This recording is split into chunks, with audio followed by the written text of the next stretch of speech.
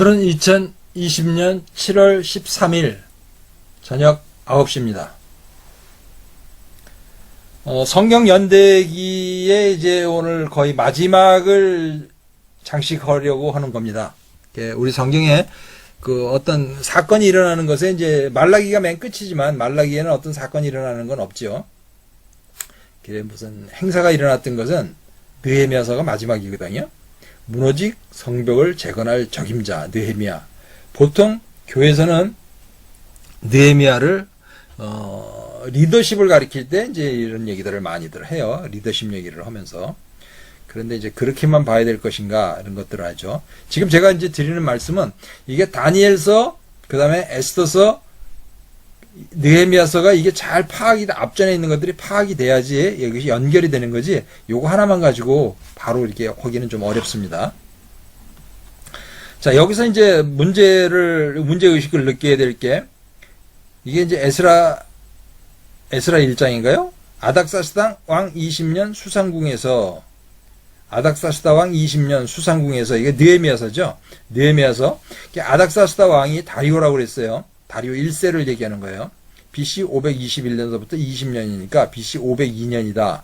583년에 3차 포로 후에 81년 후인데 이거를 보통들 언제냐 그러면 445년이나 444년이라고 얘기를 하고 있죠. 그래서 한 60년을 지금 뒤로 미루고 있는 거예요. 그래서 문제가 되는 거거든요. 그 문제가 그냥 그 옛날 일이 뭐 60년 전에 있든지 60년 후에 있든지 그게 뭔 문제가 될 거냐고 이렇게 생각할 수도 있어요. 자, 6장 15절 성벽 역사가 52일 만인 엘루월 25일에 끝남에 25일에 끝났어요. 엘루월이 6월이거든요. 이거 6월? 25일이니까 6월 25일이에요. 6월 25일. 우리나라에는 여기에 6.25 동란이 난다. 그날이 이날이죠.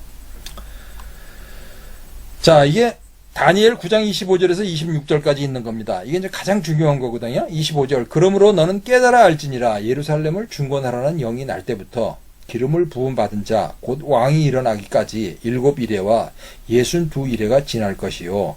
그 곤란한 동안에 성이 중건되어 광장과 거리가 세워질 것이며 62이레 후에 기름 부음을 받은 자가 끊어져 없어질 것이며 장차 한 왕이 백성이 와서 그 성읍과 성소를 무너뜨리려니와 요게 이제 가장 문제죠. 근데 이게 다니엘 9장 25절에 있는 말인데 이것이 지금까지도 연결이 되니까 이것이 중요하다는 겁니다. 자, 이거는 제7일 안식일 교회에서 거의 교리를 삼고 있는 거예요. 손계문이라는 목사가 이렇게 2300주야를 강의를 해놓은 내용의 이 차트거든요. 여기 지금 457년이라고 적고 있잖아요. 크세르크세스의 아들 아닥사스다.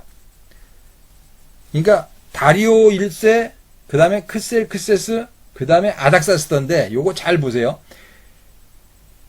다리오 1세는 그냥 왕이고요. 크세르크세스는 더 뛰어난 왕을 얘기하는 거예요. 그 다음에 아닥사스다는 위대하고 영특하고 뭐 이런 거예요. 위대하신 왕 얘기를 하는 거예요. 요거 셋으로 김일성이 하는 거를 보면 보세요. 김일성이, 그 다음에 김정일이, 그 다음에 김정은이가 나왔잖아요. 요 밑에 있는 놈들이 한 일도 없잖아요. 김정일이가 한 일도 없고 김정은이가 큰 일 한 거 없는데 자기가 나중에 그 우상숭배를 하는 거 있잖아요. 더 크게 더 높이잖아요, 자기를. 그래가지고 그렇게 하는 그런 과정들과 마찬가지인 거예요. 크세르크세스의 아들이 아닥사스다라고 얘기를 하는 거예요. 걔가 별로 한 일도 없는데 지가 뭐 의롭고 뭐 통치자고 뭐 이런 것들을 거기다 써붙여 놓은 거죠. 그게 아닥사스다라는 말이죠. 그 아닥사스다가 465년인데 거기서 에스라가 7년에 올라왔더라 이거 있잖아요. 7년에 올라왔더라. 그러니까 465에서 빼기 7년을 하니까 이게 457년이 된 거예요. 이게 에스라 성전 얘기를 한 거죠. 그래서 윌리엄 뮬러라는 거 1818년에 침례교 교인이 하나 이거를 알게 된 거예요. 여기서부터 계산을 해가지고 2300년이 가고 나면은 1843년이 되면은 이 지구에 예수님이 재림하실 거다 이렇게 얘기를 했던 거예요. 이게 이제 최초의 종말론이거든요. 뭐 그전에도 종말론은 많이 있었다는데 이제 이게 정제된 거죠. 뭐 이렇게 여러 가지 돼가지고. 그러니까 본인이 1818년에 이걸 알은 거예요. 그래서 그러니까 한 20년 후에 이제 25년 후에 이거지 1843년에 세상이 이제 끝날 것이다. 재림이 올 것이다. 이렇게 했는데 이날 끝이 안 났죠. 그래가지고 BC와 AD 사이에 0년을 잘못 계산했구나. 그래서 1844년에 올 거야. 이렇게 했는데 그날 안 일어난 거예요. 그래가지고 이것이 인터넷에 보면은 위키피디아라는 거 보면 대실망의 날이라는 것을 보면은 이것이 이제 거기에 나와요. 대실망의 날이라고. 그래 이러한 근거에 의해서 만들어졌던 것들이 이제 그 대실망의 날이죠. 요때 1843년, 1844년에 엘렌지 파이트라는 여자아이가 12살 먼 여자아이가 아버지를 따라 손을 잡고 이 모임에 참석을 했다가 이게 다 끝나고 다 흐트러졌어요. 근데 흐트러진 사람들 중에 일부가 또 남아있는 거죠. 그런데 이 엘렌지 파이트라는 여자가 환상을 봤는데 그때 예수님이 안 온 게 아니라 오셨는데 공중 재림을 했다. 그래서 공중에서 지금 조사 심판을 한다. 그래가지고 1865년, 그러니까 이로부터 한 20년이 지난 다음에 그 여자아이가 본 거, 엘렌지 파이트가 본 거, 그 환상에 따라서 생겨난 교회가 어떤 교회냐 그러면 그 교회가 제7일 안식일 교회인 거죠. 그러니까 제7일 안식일 교회는 우리처럼의 예수님이 오는 얘기를 하고 있는 것이기 때문에 미국 쪽에서는 그 제7일 안식일 교회를 이단이라고 하지 않습니다. 그 이단이라고 하질 않는데 우리 문선명이 이런 것들은 지네들이 다 지가 예수라고 하는 인간들이잖아요. 이만희 이런 것들은. 그래도 이 안식일 교회는 그런 건 아니거든요. 그래서 여긴 미국에서는 안식일로 취급을 하질 않죠.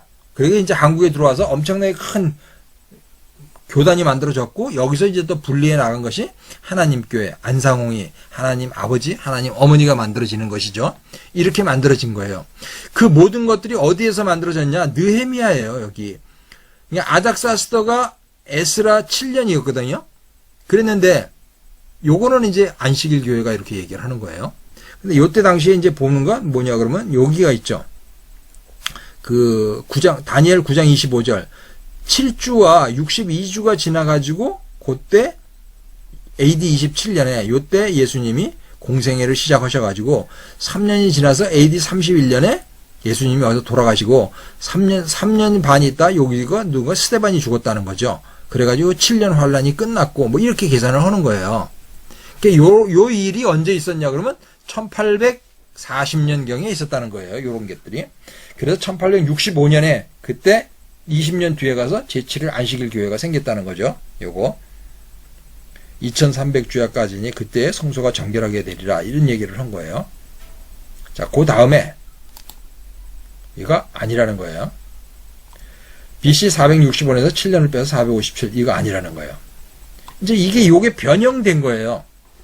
자, 여기는 444년이라고 445년이라고 얘기를 하고 있잖아요. 왜 445년이냐? 왜 445년이냐? 465년 빼기 20년인 거예요. 465년 빼기 20년에서 445년 또는 444년이라고 얘기를 하죠. 요것도 어디서부터 온 거예요? 그 아닥사스다라는 가공인물론에서 이렇게 내려오는 거예요. 아닥사스다 20년. 그래가지고 445년이라고 하는 거죠. 아닥사스다라는 건 누구냐 그러면 다리오 1세를 얘기하는 건데 크세르크세스의 아들 다리오 아닥사스다에서 20년을 빼가지고 여기 445년이다 이렇게 얘기를 하는 거죠. 그래가지고 뭐 62일에와 7년을 곱해가지고 360일을 곱해가지고 173,880일인데 이거를 나누기 365일을 해서 470년에서 445년을 빼니까 이렇게 갖고 하나님은요 이렇게 복잡하게 우리한테 안 가르쳐줘요. 우리가 그거 연도도 못 외울까봐 딱딱 끊어주셨잖아요. 이렇게 복잡한 거로 하나님이 우리한테 가르쳐 주신다고요? 절대 그럴 리가 없습니다. 자, 이 일이 다 어디서 만들어졌어요? 이거는 느헤미야의 20년. 여기서부터 계산하죠. 7일에와 62일에가 있었어요. 자, 여기서는 어떻게 해요? 여기서는 7일에와 60일에와 7일에가 있는 게 예수님인데, 초림인데, 안식일교는 지금 여기서 천국을 얘기하는 사람이 있어요. 7년 환란기를 얘기하는 사람들은 7일에와 62일에와 한 일에가 뚝 떨어졌다가 이때 마지막이 온다는 거예요. 이게 재림 때. 이렇게 온다는 거거든요. 이렇게 복잡하게 계산해가지고요. 이것도 말도 안 되는 얘기거든요. 이것도 말도 안 되는 얘기예요, 이거. 그런데 지금 원래 장로교나 감리교나 이런 곳에서는 그 종말에 관한 것들이 이제 전천년, 후천년 이런 얘기를 하는데 거의 뭐 무천년이죠. 그런데 이제 일부의 사람들이 이걸 얘기를 하고 있죠. 천년 환난사, 천년 왕국이라는 건 저도 믿습니다. 그런데 이 전천년, 후천년 뭐 이래가면서 7년 환란이 있다는 건 전 이거 안 믿습니다. 이거 안 믿는데 여기 전 목사님 있잖아요. 저기 나와서 시위하신 분, 사랑제일교회 그 목사님들 거기서 얘기하는 게 이제 이 얘기를 하고 있죠. 자, 이거죠. 척 스미스. 여기 청교도 영성훈련에 이제 목사님들을 모아놓고 이 목사님이 강의하시는 거 한번 들어볼게요. 그 왕이 그 말을 한 날짜부터 그날부터 계산이 들어간다. 그날부터 시작이 된다. 아멘. 그날부터 70일에 490년이 지나면 너희 나라는 없어지고 메시아의 나라가 나타난다. 그러면 왕이 명령을 내리는 그 날이 무슨 날이냐면 그렇게 명령을 내리는 왕이 두 왕이 있어요. 하나는 고레스요, 하나는 아닥사스다야. 아멘. 근데 이 두 왕이 이스라엘 나라의 포로의 귀환을 명령했는데 어느 왕이 한 말이 맞느냐 하는 것은 이거 계산법이 복잡하나 수없이 계산을 해보고 또 세계적인 계산학자들을 내가 만나서 미국의 갈보리 처치 척 스미스 목사를 만나가지고 이 부분을 가지고 내가 1시간 토론을 해봤는데 그 사람 말이 맞는 거야. 미국의 갈보리 처치 알지요? 척 스미스 강해 설교 1인자 온누리교회 하영주 목사님이 그대로 뺏겨서 하는 설교 바로 그분 척 스미스 그분이 나한테 직접 얘기한 거예요. 아닥사스다 명령이 맞다는 거예요. 왜냐하면 고레스 명령으로 하면 이 끝이 어디서 나냐 하면 세례 요한에게 예수님이 세례 받을 때 하고 맞는다는 거예요. 왕이 일어나기까지가. 아닥사스다로 말하면 주님이 예루살렘 입성에 들어가는 호산나 다윗의 자손 그때 하고 맞는다는 거예요. 어느 쪽이 맞냐 그럴 때 왕이 일어나기까지니까 왕이 일어나기까지 그 명령이 내린 날부터 왕이 일어나기까지 69일에가 지나 69일에 몇 일에?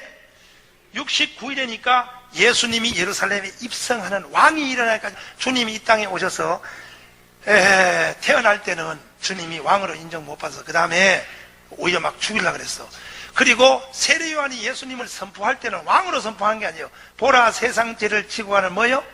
어린 양으로 선포한데 유대 나라 민족들이 예수님이 33년 반을 이 땅에 사는 동안에 왕으로 공식적으로 인정한 사건은 딱 한 사건이요. 호산나 다윗의 자손이요. 예루살렘 입성한 그때가 왕으로 인정받을 때야. 그래서 70일에는 왕이 일어나기까지니까 어린 양이 일어나기까지라고 말하지 않고 왕이 일어나기까지 했기 때문에 예루살렘 입성으로 봐야 돼. 이것 때까지가 69일이라는 거예요. 자, 정광훈 목사님이시죠? 정광훈 목사님이고요. 근데 보통들 이 천년왕국을 얘기하시는 분들은 다 이 얘기를 합니다. 근데 이 얘기가 지금 어디서부터 온 거예요? 이 얘기하고 뭐가 다르죠? 요 7년 환란만 요거를 여기 지금 시작점을 갖다가 에스라 7년에서부터 느헤미야 20년으로 바꾸고 그 다음에 여기 7년을 초림에 7년 있던 거를 뚝 띄어다가 여기 제리메 가다 7년은 여기다 일로 옮겨놓은 것 뿐이에요. 그러니까 요거는 어떻게 만들어졌느냐. 자, 보면은 이거는 1818년에 윌리엄 뮬러에서 생긴 것이 나중에 1850년 뒤에 가가지고 이 엘렌지 화이트로 인해서 제안식일 교회가 만들어졌던 거고요. 그래서 그때가 1865년 정도고 요거는 1965년경에 그로부터 100년 뒤에 누구? 이 갈보리 처치교회의 척 스미스 교사님이 이거를 만들어낸 거죠. 그래가지고 그 교회가 미국에서 아주 유명해진 거예요. 그래서 7년 환란 이런 것들이 나온 거죠. 70일에 특정한 부분은 한 부분이 떨어져 있다는 거예요. 자, 7일에와 69일에와 한 일회가 있는데 그 한 일회가 뚝 떨어져 있다는 거죠. 첫 번째는 7일에, 그 다음에 두 번째 62일에, 그 다음에 한 일회 이렇게 있는 거죠. 이 한 일회가 뚝 떨어져 있다? 제리메 가서 나타난다. 이 얘기를 하는 거죠. 그거를 수입해서 사용하신 분들이 하용조 목사님, 조영기 목사님 이런 원로 목사님들이라는 거예요. 그 두 분들이 온누리교회를 만들고 순복음교회를 만들었죠. 이 이론을 통해 가지고 만들어진 거예요. 그러니까 결국에 천년왕국 그 1965년도 그때쯤이 이제 어떤 상황이었냐 그러면 중동 3차 전쟁 막 그런 거 일어날 때요. 2차 전쟁, 3차 전쟁이 막 일어날 때니까 그때 이제 유대에서 막 6.1 전쟁 일어나고 막 그럴 때에 일어났던 얘기니까 그 붐을 타고서 그게 이제 기독교가 여기서 확 커진 거죠. 그래서 온누리 교회가 만들어진 거고, 예. 온누리 교회 그런 것들이 만들어졌어요. 그 다음에 여기 순복음 교회가 만들어지고, 그래서 대형 교회들이 만들어지죠. 이것을 통해 가지고 만들어진 거예요. 자, 이것도 아니라는 겁니다. 아닥사스다 465 빼기 20년에서 445년 여기서부터 이때부터 왕이 이때부터 시작해가지고 이렇게 계산을 한다 이렇게 되는 건데 이 말 아니라는 거 제가 말씀드리는 겁니다. 자, 다시 한번 볼게요. 다니엘 9장 25절 이걸 잘 이해해야 된다는 겁니다. 그러므로 너는 깨달아 알지니라 예루살렘을 중건하라는 영이 날 때부터 기름 부음을 받은 자 우리는 기름을 부음 받은 자 그러면은 이 사람이 누구냐 그러면 그냥 예수님이에요. 기름 부음을 받는 사람은 누구가 있죠? 제사장, 그 다음에 선지자, 왕, 이렇게 세 부류가 있죠. 이게 상권 분립이잖아요. 상권 분립. 왕, 행정부, 그 다음에 제사장, 사법부, 그 다음에 선지자, 이거 입법부예요. 이 세 개로 나눈 거를 나중에 예수님이 와서 이제 전체를 통치를 하시지만은 지금 여기서 우리나라도 뭐 문재인이가 이거 다 하고 앉았잖아요, 지금요. 자, 7일에와 62일에 지날 것이요. 이거 이렇게 끊어져 있다는 거예요. 7일에 무슨 일이 일어나야 되는 거죠. 62일 후에 무슨 일이 일어나야 될 것이고요. 그리고 7일에가 뚝 떨어져 있다고 그러는데 그런가 보자고요. 자, 기름 부음을 받은 자, 곧 왕이 일어나기까지. 이 왕이 누구냐 그러면 느헤미야죠. 총독이잖아요. 총독이라는 게 뭐냐 그러면 결국 분봉왕이에요. 왕.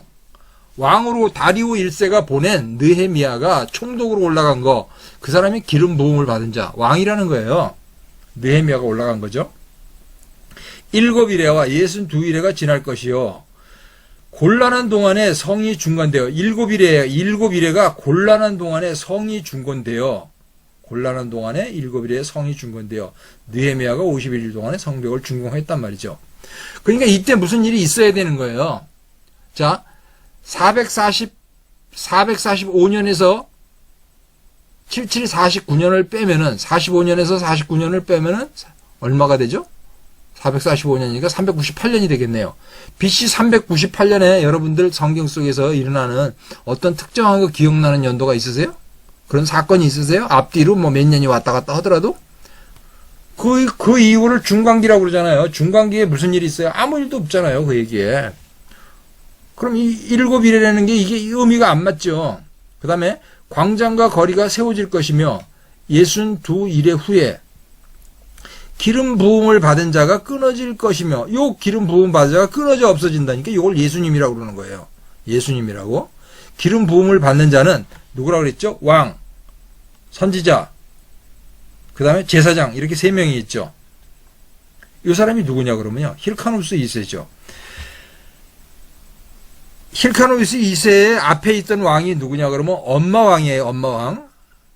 알렉산더 얀네우스가 죽으면서 그 와이프가 왕을 하잖아요. 근데 와이프가 그 앞에 있었던 왕 알렉산더 얀네우스가 제사장 사건 때문에 이제 바리새인하고 사두개인하고 막 거기서 다툼을 벌리는데 알렉산더 얀네우스는 사두개인 편을 들죠. 그래서 박해를 엄청나게 한 거예요. 바리새인들을.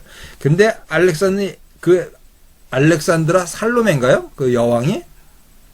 그 살로메인가 그 여왕이 이제 나이가 들었을 때 왕이 된 거죠. 그런데 바리새인하고 이제 두 개를 잘 어우려가지고 정치를 잘 해 나오다가 나이가 들었어요. 죽기 전에. 이게 여자가 왕이 되려니까 왕이 되면서 제사장까지는 할 수가 없었던 거죠. 그래서 장남한테 힐카누스 2세한테 제사장을 맡기고 여자는 왕만 한 거란 말이죠. 근데 그 왕이 이제 죽기 직전에 나이가 70세가 됐을 때 아직 죽지 않았어요. 그런데 둘째 아들이 나가가지고 그걸 반란을 일으키는 거죠. 그게 이제 두 아들에 관한 예수님이 두 아들에 관한 얘기를 하는 거예요. 그 아버지가 살아있을 때 재산을 뭐 가지고 가갖고 뭐 어떻게 한 얘기 그 얘기가 이 얘기거든요. 그러니까 여왕이 아직 죽기 전에 둘째 아들 아리스토블루스가 반란을 일으킨 거죠. 그래서 여왕이 그 가족들을 전부 안토니오 요새다 가두어 버리죠. 그 상황에서 대치하는 중에 여왕은 죽게 되죠. 여왕은 죽게 되는 거고 힐카누스 2세하고 이제 나중에 아리스토블루스하고 화해를 해가지고 힐카누스 2세는 정권에 가는 욕심이 없어요. 그래서 모든 정권을 갖다 누구한테 주는 거냐 그러면 다 남겨주는 거죠. 그러니까 네가 왕도 하고 네가 제사장도 해라.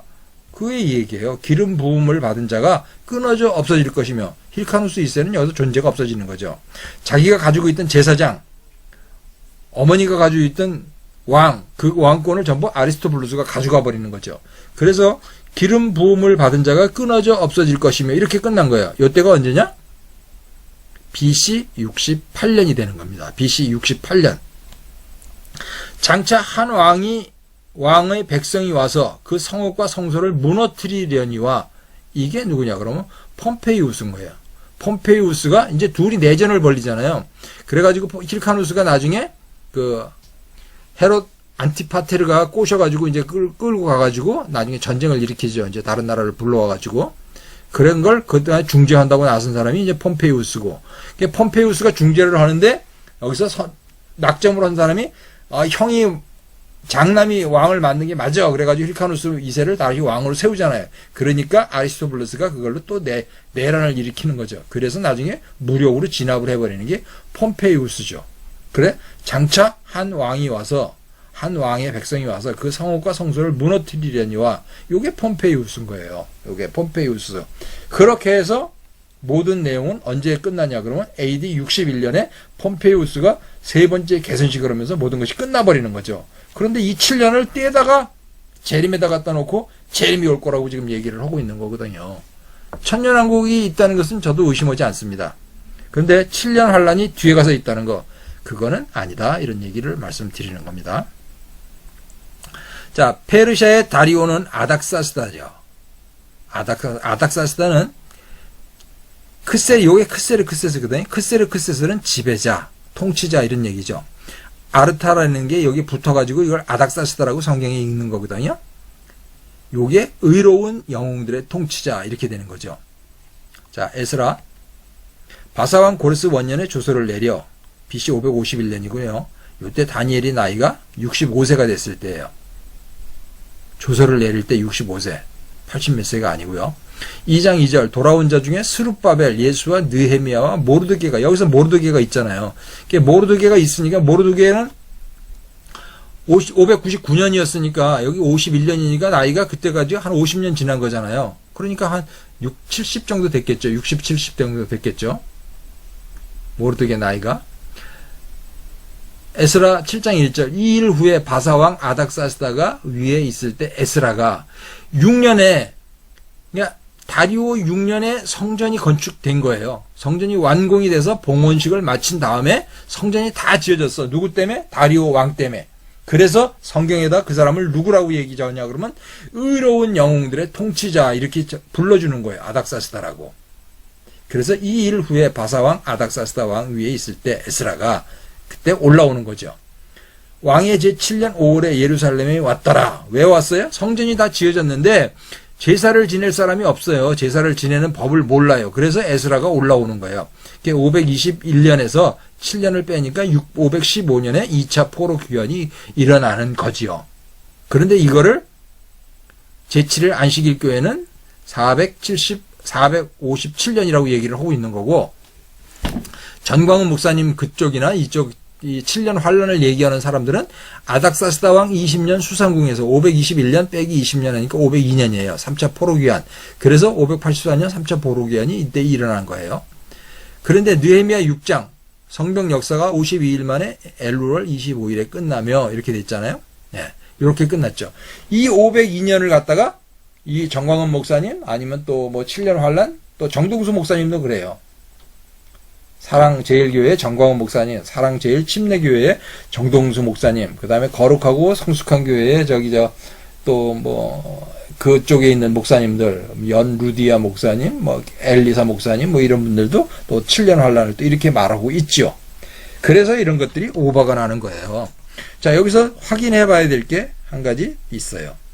자, 52일 만인데 이게 52일 만에 기적인 것처럼 보이잖아요. 왜 52일 만일까? 한번 볼까요? 초실절에서부터 77이 49 다음 날이 오순절이거든요. 초실절 이틀 전에 십자가에 달리셨어요. 십자가에 달린 날서부터 오순절까지가 52일인 거예요. 그래서 이게 52일인 거예요. 그냥 52일 심심풀이 땅콩이 아니라는 거죠.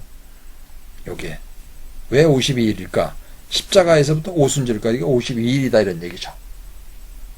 자, 이제 끝을 내려고 합니다. 골란고원 있잖아요. 골란고원은 이스라엘의 6일 전쟁을 통해서 불법적으로 점령하고 있는 지역이기 때문에 이스라엘의 영토로 인정할 수 없다. 1967년 6월 7일 날 6일 전쟁을 통해 가지고 골란고원과 이쪽 예루살렘 그 통곡의벽을 차지하게 되죠. 근데 전쟁을 통해서 빼앗은 곳에 대해서는 그것은 인정해 줄 수 없다 그래가지고 모든 것들을 아무도 그걸 이스라엘 땅이라고 인정을 해주지 않고 있는 거예요. 지금 현재까지 52년이 지난 지금까지도.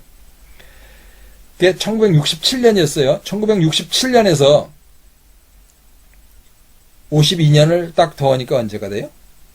52년 만에 골란고원 주권을 누가 인정을 해요? 골란고원 이스라엘 영유권을 인정하는 문서에 3월 25일 날 서명을 했어요. 이거죠.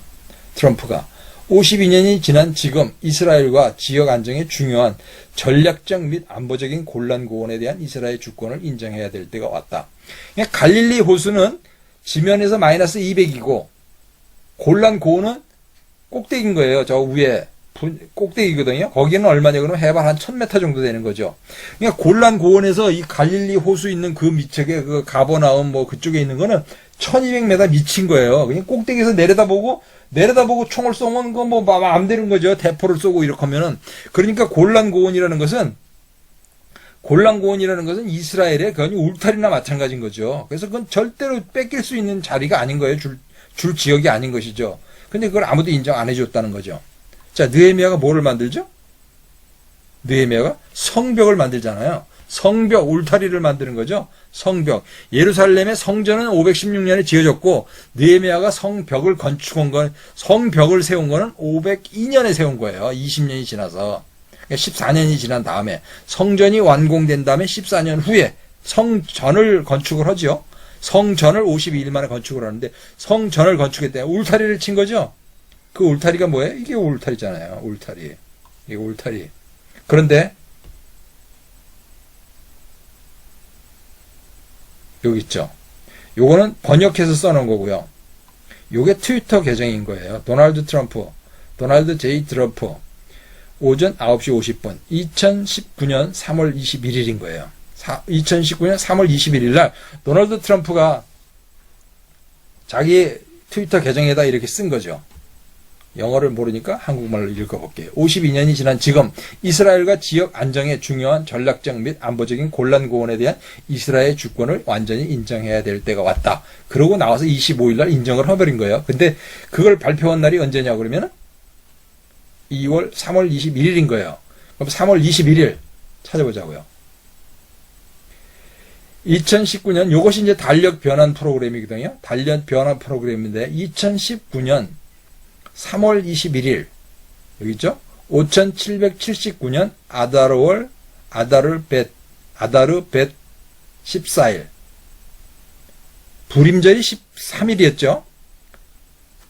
죽이고 이렇게 했던 게 13일이고 14일 날하고 15일 날 잔치를 베푸는 거, 잔치를 하는 거 그게 불임절인 거예요. 불임절. 12월 근데 요거는 12월이 아니고 13월입니다. 요때 윤년이 있던 해에 14일 날 불임절입니다. 불임절에 하만이 복수하는 날이죠. 그날 일어난 일이에요. 이 일이. 그러니까 우리는 뭐를 보냐 그러면 구약 성경의 마지막 이벤트거든요. 근데 그것이 지금 2019년에 일어났다는 것이죠. 볼까요 한번? 19년 3월 21일 미국의 도널드 트럼프 대통령이 자신의 트위터에 골란고원을 이스라엘의 영토로 인정하는 글을 올리면서 중동이 또다시 요동치고 있습니다. 도널드 트럼프 대통령은 자신의 트위터에 52년이 지난 지금 이스라엘과 지역 안정의 중요한 전략적 및 안보적인 골란고원에 대한 이스라엘의 주권을 완전히 인정해야 할 때가 왔다. 골란고원은 1967년 이른바 6.1 전쟁을 통해 이스라엘이 점령해 오고 있는 지역이죠. 그 후로 52년이 지난 지금 이스라엘의 영토임을 인정해야 한다는 얘기입니다. 그리고 트럼프 대통령은 지난 3월 25일 미국을 방문 중이었던 베냐민 네타냐후 이스라엘 총리를 만난 자리에서 골란고원에 대한 이스라엘 영유권을 인정하는 문서에 서명을 하기도 했습니다. 뿐만 아니라 유럽연합은 트럼프의 이 같은 트위터에 대해서 골란고원에 대한 이스라엘의 주권을 인정하지 않는다고 밝히며 미국과의 선을 분명하게 그었습니다. 유럽연합 대변인은 이날 성명을 통해서 유럽연합은 국제법에 따라 골란고원을 포함해 지난 1967년 이후 이스라엘이 점령한 땅에 대해 이스라엘의 주권을 절대로 인정하지 않고 이스라엘 영토의 일부라고도 전혀 고려하지 않는다고 강조했습니다. 그리고 유엔 인권이사회 UNHRC도 이날 이슬람 협력기구 OIC를 대표해 파키스탄이 제출한 시리아 골란고원에 대한 결의안을 찬성 26, 반대 16, 기권 5개국으로 채택하기도 했습니다. 이 결의안에 따르면 이스라엘의 골란고원 정착촌 건설과 골란고원 거주 시리아인들에게 이스라엘 시민권을 강요하는 행위를 중단할 것을 촉구하는 내용을 담기도 했습니다. 우리나라는 어땠을까요? 우리나라의 일부 언론 매체에서는 골란고원을 이스라엘의 불법 점령 지역이라며 기사 제목을 뽑았습니다. 먼저 골란고원의 지리적 특성에 대해서 설명해 드리겠습니다. 골란고원은 갈릴리 호수의 북동쪽에 자리 잡은 해발 평균 1000m의 높은 구릉지대입니다. 갈릴리 호수가 해발 마이너스 200m이니까 실제로는 그것보다 훨씬 더 높은 곳에 위치해 있죠. 골란고원의 북쪽엔 레바논, 오른쪽엔 시리아가 맞닿아 있으며 면적은 1800제곱킬로미터로 시리아와 이스라엘 사이에 완충지대 역할을 하고 있기도 합니다. 골란고원은 성경과 역사적으로도 이스라엘과 떼어놓을래야 떼어놓을 수 없는 곳입니다. 여호수아 13장에는 여호수아가 모세가 이른 대로 12지파에게 땅을 분배하는 장면이 나오죠. 가나안 정복 전쟁이 일단락되고 여호수아가 할 일은 정복한 땅을 각 지파에게 분배하여 정착하게 하고 미정복지로 남은 곳을 완전히 정복하도록 하는 것입니다. 이때 여호수아는 미정복지를 밝힌 다음 요단 동편의 땅이 이미 모세 생전에 루벤, 갓, 므낫세 반지파에게 분배되었음을 밝히는 장면이 바로 여호수아 13장이죠. 이들은 결국 바산과 길르앗을 분배받고 정착하게 됩니다. 여기서 이야기하는 바산이 바로 현재의 골란고원을 이야기하고 길르앗은 현재의 요르단 북동쪽을 이야기합니다. 이렇듯 골란고원으로 알려진 바산 지역은 하나님께서 아브라함과 이스라엘 백성에게 영원한 언약 가운데 약속되어진 성경의 땅이었습니다. 그리고 바산은 도피성 중에 하나였습니다. 신명기 4장 42절과 43절에 보면 이는 과거에 원한이 없이 부지 중에 살인한 자가 그곳으로 도피하게 하기 위함이며 그중 한 성읍으로 도피한 자가 그의 생명을 보존하게 하기 위함이라. 하나는 광야 평원에 있는 베셀이라 루벤 지파를 위한 것이요 하나는 길르앗 라못이라 갓 지파를 위한 것이요 하나는 바산 골란이라 므낫세 지파를 위한 것이었더라 라고 기록이 되어 있습니다. 이스라엘의 왕들이 세워지던 시절에 골란 지역에서 아합 왕과 아람 군대 간의 전쟁이 일어났고 유대민족은 승리하기도 했었습니다. 바벨론에서의 포로 시절이 끝나고 제2성전 시대의 유대인들은 자신들의 고향인 골란 지역으로 돌아왔습니다. 하지만 이들은 이방인들에게 공격을 당했고 마카비라고 하는 유대인 장군은 군대를 골란 지역으로 이끌고 와서 이들을 또 보호하기도 했었습니다. 이 지역에 살았던 유대인들은 로마 지배에도 계속적으로 대항했었습니다. 골란고원의 감나 지역에 살던 주민 약 10,000명은 로마에 대항하다 죽음을 맞이한 것이죠. 탈무드 시대 이후 유대 공동체는 골란고원에서 더욱 번성하여 확장되었고 그 증거로 고고학자들은 골란 지역에서 34개의 유대인 회당 유적을 발견하기도 했었습니다.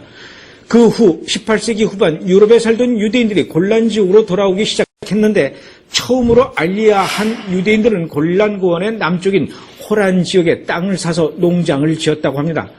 이렇듯 골란고원은 역사적으로도 아주 오랫동안 유대인들이 그곳에서 자리를 잡고 살아왔던 땅이라고 할 수가 있죠.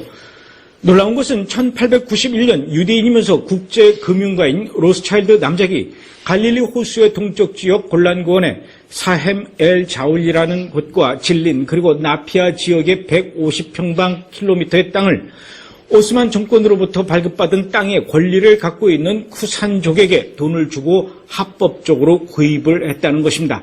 이때 당시에는 오스만 터키가 이 지역을 관리하고 있었기 때문에 분명히 합법적으로 구입을 했다는 것이죠.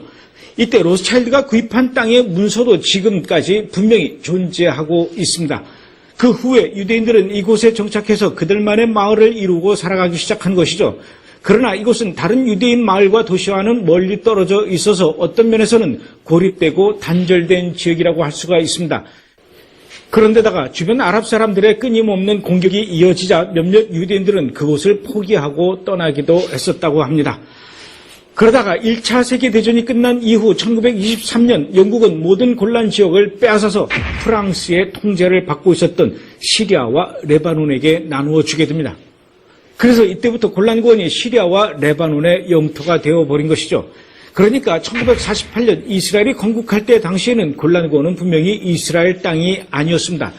그러다가 1967년 이스라엘은 6.1 전쟁을 통해 골란고원을 차지하여 지금까지 온 것이며 이것에 대해서 유엔은 골란고원은 이스라엘이 6.1 전쟁을 통해 불법적으로 점령하고 있는 지역이기 때문에 이스라엘의 영토로 인정할 수 없다는 입장을 지금까지 보여왔던 것입니다.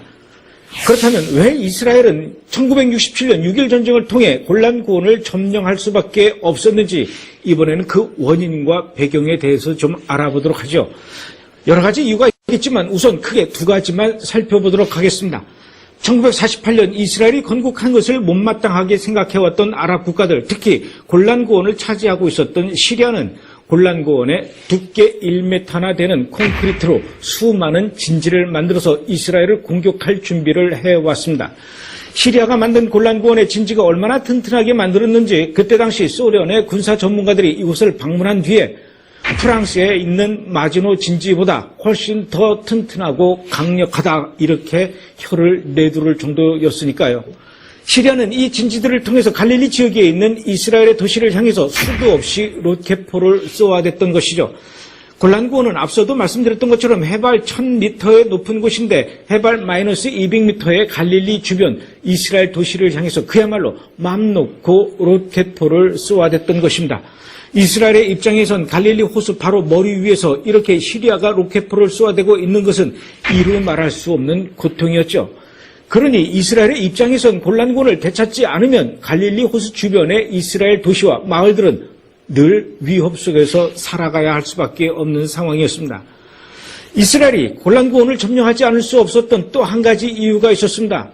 1948년 이스라엘이 2000년 만에 건국한 이후 이스라엘 사람들이 제일 심각하게 고민해 왔던 것이 바로 이스라엘 사람들이 사용해야 할 식수원이었습니다. 그래서 그들은 제일 먼저 한 일 중에 하나가 바로 갈릴리 호수에서부터 이스라엘 각 지역으로 식수원을 공급하는 수도관을 건설하는 일이었습니다. 물론 쉬운 일은 아니었지만 이스라엘 사람들은 그 일에 최선을 다했고 갈릴리에서부터 500km 이상 떨어진 이스라엘의 제일 남쪽 지역 에일랏까지도 깨끗한 식수를 공급받을 수 있게 된 것입니다. 그런데 이스라엘의 건국을 못마땅하게 생각했던 주변 아랍 국가들은 이스라엘이 건국하자마자 전쟁을 일으켰고 이 전쟁에서 아랍 국가들은 보기 좋게 패하고 말았죠. 그 후에 아랍 국가들은 이스라엘과 직접 맞서 싸우는 데는 전략적으로 한계를 깨닫게 되고 다른 방법을 찾게 되는데 그것이 바로 이스라엘 사람들이 식수원으로 사용하고 있는 갈릴리 호수의 물을 고갈시키는 방법이었습니다. 갈릴리 호수의 물은 골란고원에 자리 잡고 있는 헐몬산 바로 밑에 있는 단에서 엄청난 양의 샘물이 솟아나 상류 요단강을 통해 갈릴리 호수로 들어갑니다. 그런데 그 단이 그때 당시에는 시리아의 영토 안에 있었던 것이죠. 결국 시리아는 단에서 솟아나는 물줄기를 갈릴리 호수로 들어가는 것을 막기 위해 댐 공사를 시작하기로 한 것이었습니다. 만약에 시리아에 이 같은 댐 공사가 완료되면 갈릴리 호수의 물은 시리아의 손에 의해 조절되고 따라서 이스라엘 사람들을 물의 공급으로부터 고통을 주겠다는 전략이었습니다. 이 같은 사실을 알게 된 이스라엘은 댐 공사를 못하도록 사전에 막아야 할 수밖에 없는 것이죠. 그러던 차에 1967년 6월 5일 이른바 제3차 중동전쟁 또는 6.1 전쟁이라 불리우는 전쟁이 일어났습니다. 이집트가 이스라엘의 남쪽 지역인 아카바만을 봉쇄하자 이스라엘은 선제 공격을 통해서 3시간 만에 이집트의 시나이 반도를 장악하게 됩니다. 그러자 북쪽에 있던 시리아가 이집트를 돕겠다며 골란고원의 진지를 통해 드디어 이스라엘을 공격해 온 것입니다. 안 그래도 이스라엘의 입장에선 골란고원을 차지하고 갈릴리 호수의 식수원을 안전하게 확보하고 싶은 열망으로 가득 찼었는데 이스라엘은 6일 전쟁이 시작된 지 사흘 만에 시리아의 골란고원을 향해서 드디어 공격하기 시작합니다. 사막으로 이루어진 이집트의 시나이 반도에서의 전투는 3시간 만에 끝날 정도로 이스라엘에겐 수월한 전쟁이었지만 해발 1000m에 깎아지는 듯한 절벽으로 된 골란고원을 향해서 진격한다는 것은 말처럼 쉬운 일은 아니었습니다. 이때 이스라엘 군인들이 골란고원을 향해서 진격해 나갈 때 얼마나 많은 이스라엘 군인들이 희생을 당했는지, 그래서 이때 당시에 골란고원을 피해 등산로라고 불렀을 정도였으니까요. 그러나 단 하루 만에 이스라엘은 정말 보기 좋게 골란고원을 점령하게 되고 전쟁이 시작된 지 단 6일 만에 결국 전쟁은 끝이 났습니다. 이때부터 골란고원이 지금까지 이스라엘의 영토로 합병이 된 것이죠. 그러나 유엔 안보리는 1967년 11월 22일 242호 결의안을 통해서 골란고원은 이스라엘의 불법 점령지라며 인정하지 않고 골란고원에서 이스라엘 군인들은 철수할 것을 요구하기 시작했던 것입니다. 국제법에서는 전쟁을 통해서 점령한 영토는 인정하지 않는다고 기록되어 있으니까요. 그렇다면 정말 이스라엘은 6.1 전쟁을 통해 골란고원을 점령했으니 국제법을 어긴 것이고, 따라서 이스라엘은 골란고원을 또다시 시리아에게 돌려준 것이 마땅한 것일까요? 미국 하버드 법대 교수와 존스 홉킨스 대학의 교수를 역임했고 1981년부터 2000년까지 국제사법재판소의 판사를 지냈고, 또 1997년부터 2000년까지 국제사법재판소 ICC 총재를 지냈던 스티븐 슈에벨이라는 사람은 이렇게 이야기를 했습니다.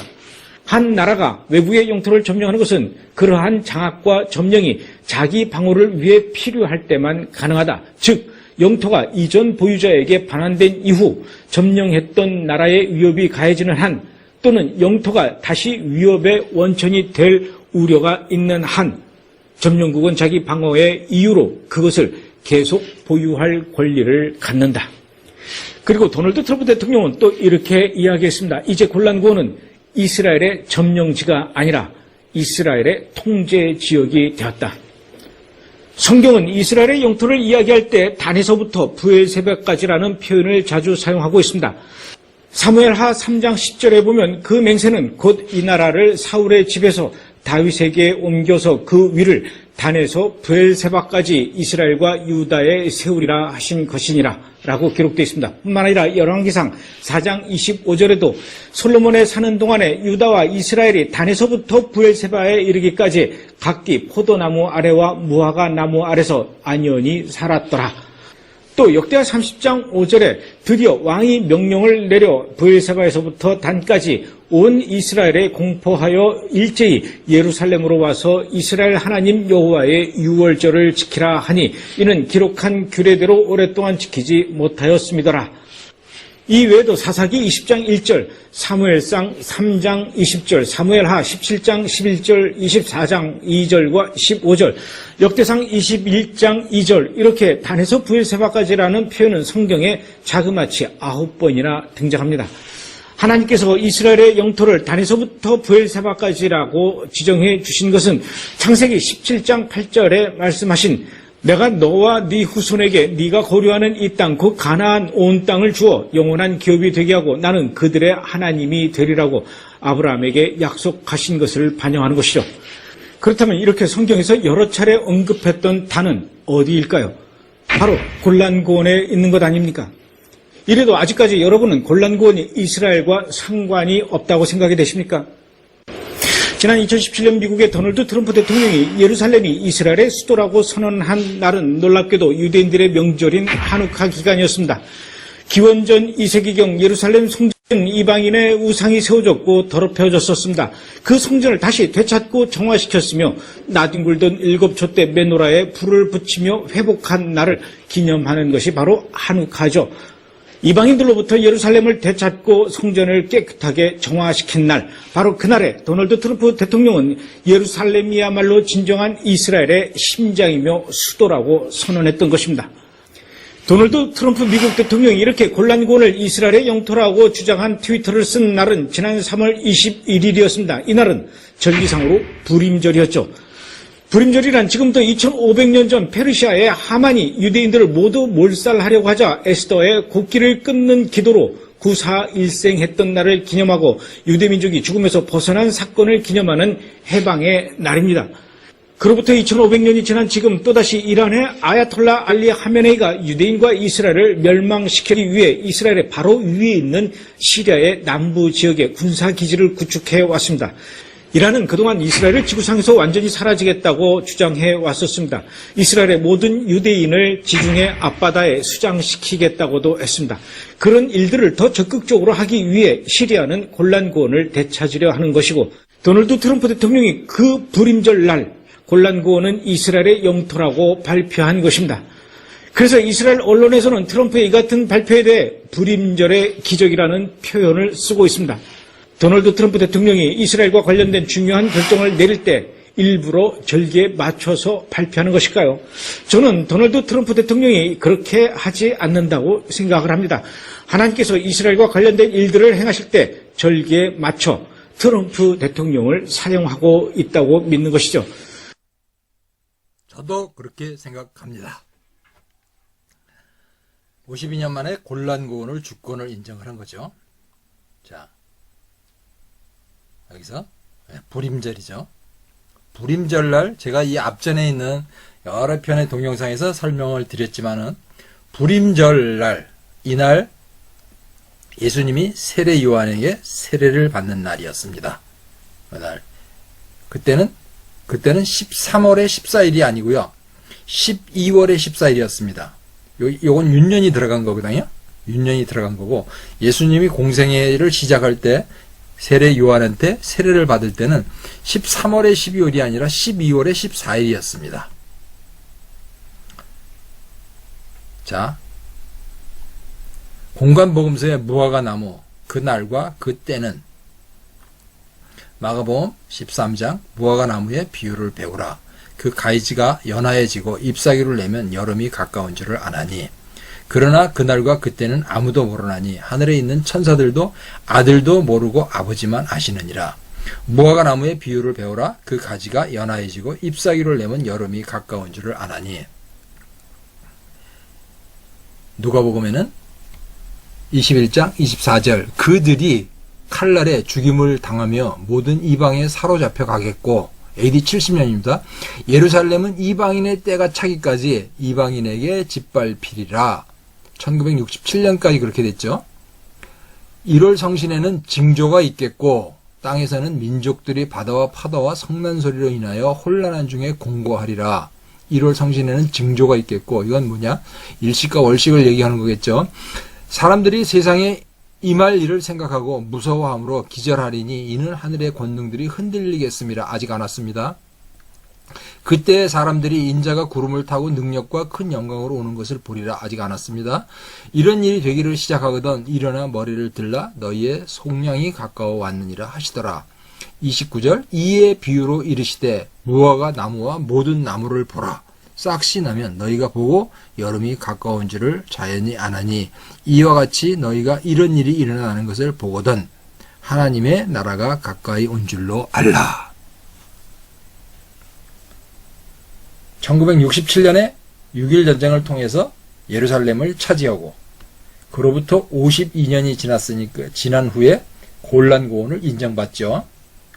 52년. 자, 2019년이 그게 끝난 날, 3월 21일 날 불임절에 했어요. 불임절이 끝났고, 그리고 3월 21일이었죠.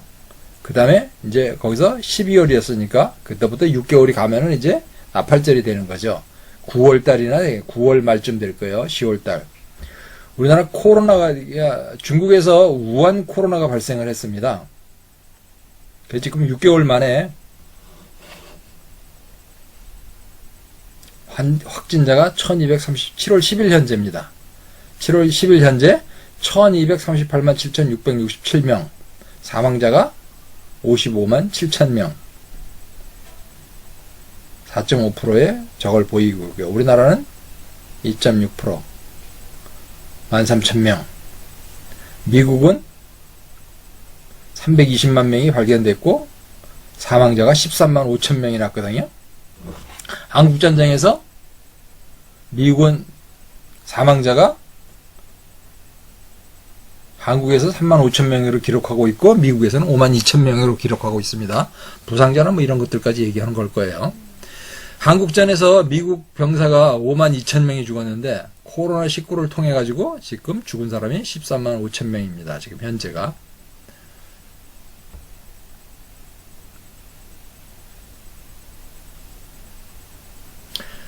나는 전능하신 아버지 하나님 천지의 창조주를 믿습니다. 나는 그의 유일하신 아들 우리 주 예수 그리스도를 믿습니다. 장사된 지 사흘 만에 죽은 자 가운데서 다시 살아나셨으며 하늘에 오르시어 전능하신 아버지 하나님 우편에 앉아 계시다가 거기로부터 살아있는 자와 죽은 자를 심판하러 오십니다.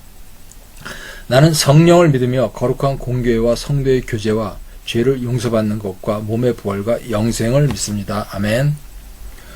올해는 6.25 70주년입니다. 이 70주년의 기념식을 성남공항에서 한밤중에 그냥 몰래 해치워버렸죠. 그리고 그날 애국가 앞에 전주가 북한에서 나오는 그 전주곡을 그대로 사용해서 성남 비행장에서 6.25 행사를 했습니다. 그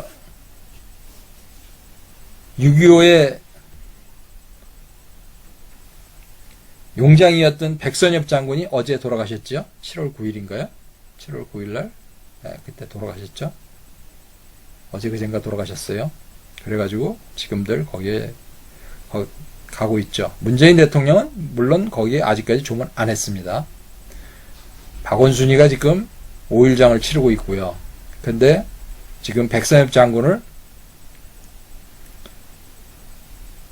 현충원에, 서울 동작동 현충원에 못 들어가게 하고 대전으로 간다고 그러죠. 지금 그러고 있습니다. 그런데 70년이 딱 찼거든요. 6.25에서부터 올해까지 70년이 찼어요. 제가 1편에서부터 이렇게 쭉 설명을 드리면서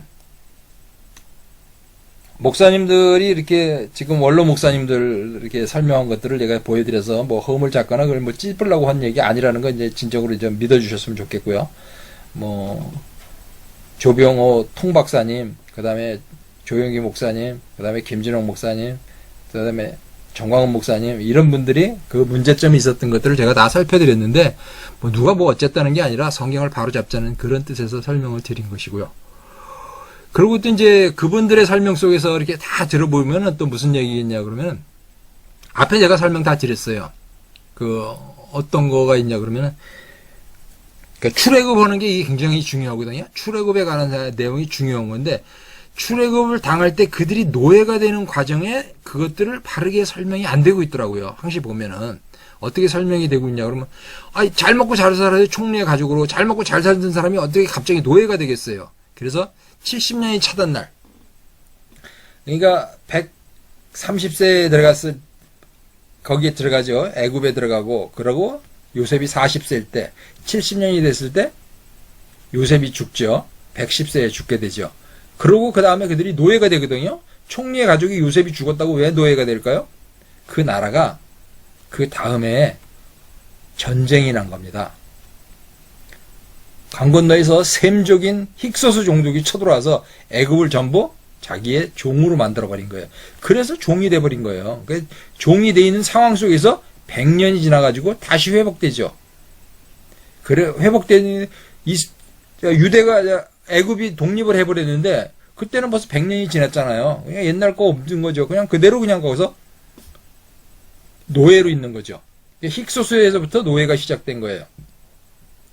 힉소스가 침략해와서 노예가 된 거고 애굽이 독립을 해서 또 노예가 된 거죠. 그래서 힉소스 노예가 100년, 애굽의 노예로 130년 이렇게 있게 되는 것이죠. 그렇게 된 거거든요. 230년간을 노예로 있었죠. 그러니까 노예가 430년 얘기를 하는 것 그것도 아니고 노예로 되는 과정이 어떤 거냐? 70년이 지나서 70년이 지나서 요셉이 죽은 다음에 무슨 일이 일어나요? 전쟁이 일어난 거죠. 우리는 유교에서부터 지금까지 이 나라를 하나님이 이렇게 건국을 해주시고 이렇게 세계에서 진짜 7대 강국에 만들어놨잖아요. G7에 이번에 초대가 됐잖아요. G7에 초대가 돼서 세계에서 진짜 3050 클럽에 들어가 있는 7번째, 8번째 나라가 됐는데 세계 선진국으로 되어 있는데 우리는 헬조선이랍니다. 그래서 어떤 박사님이 그랬죠. 선진국으로 살고 있으면서 지네들이 모르고 헬조선이라고 하는 나라는 대한민국 하나밖에 없다고. 오늘 여기까지 하겠습니다.